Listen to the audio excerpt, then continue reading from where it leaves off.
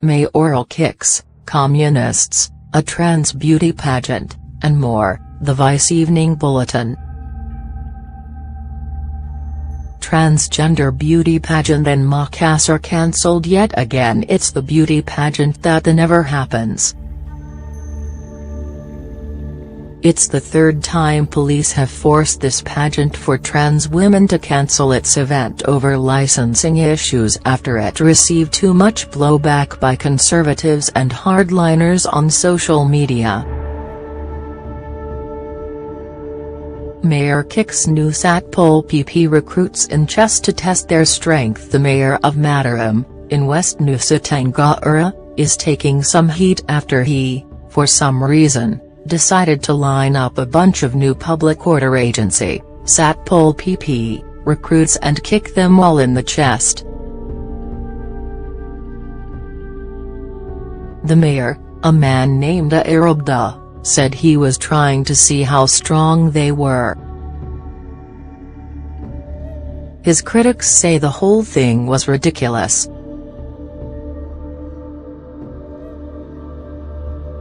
Police jail prominent environmental activist over communist images. Yeah, you read that right. Hari Budion, an activist more commonly known as Buddy Pago, was protesting a gold mine when a hammer and sickle suddenly appeared on one of his banners. That image was enough to land him behind bars for 10 months for promoting communism. Buddy Pago, for his part, says he didn't draw the images at all. International news.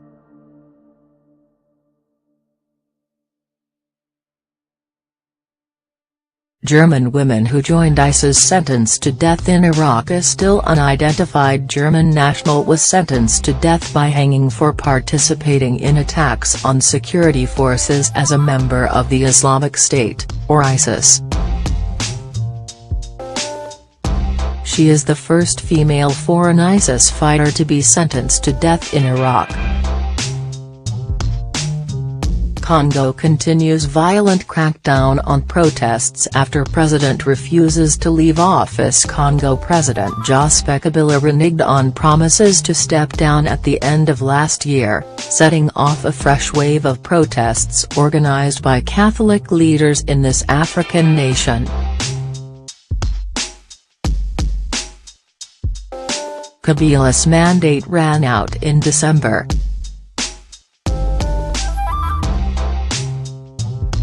2016, but he has maintained his grip on power since then, ordering waves of brutal crackdowns on opponents that, recently, left 6 dead and hundreds in detention. Japan hit by heaviest snowstorm since 2014. The rare snowstorm, which went on from Sunday night to Monday, wasn't nearly as bad as the one that hit Tokyo in 2014, but the Japanese Transport Ministry still advised people to stay home unless they really have to. On Monday, Japan Airlines cancelled more than 120 flights from Haneda Airport, stranding around 15,000 travelers. Former South Korean minister jailed over industry blacklist. Cho Yun-sun, the country's former culture minister, has been sentenced to 2 years in prison for creating a blacklist of 10,000 artists deemed threatening to ousted President Park Geun-hye's administration. The blacklist included artists in dance, music, fine arts and film, who were put under strict government surveillance. Everything else.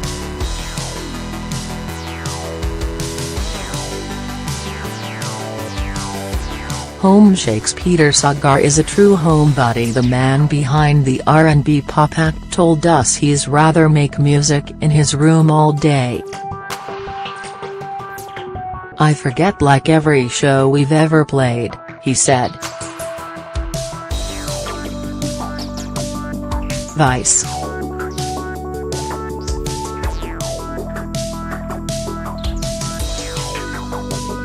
Blockchain could stop illegal tuna fishing. Have you ever wondered where the tuna in your sandwich comes from?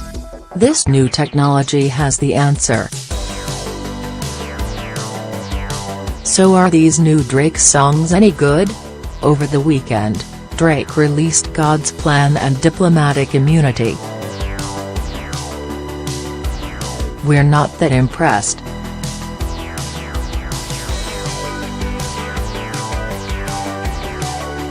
Kevin Spacey scandal costs Netflix $39 million. Late last year, Netflix was charged around $39 million USD for discontinuing projects with Kevin Spacey after the House of Cards actor was accused of sexual misconduct.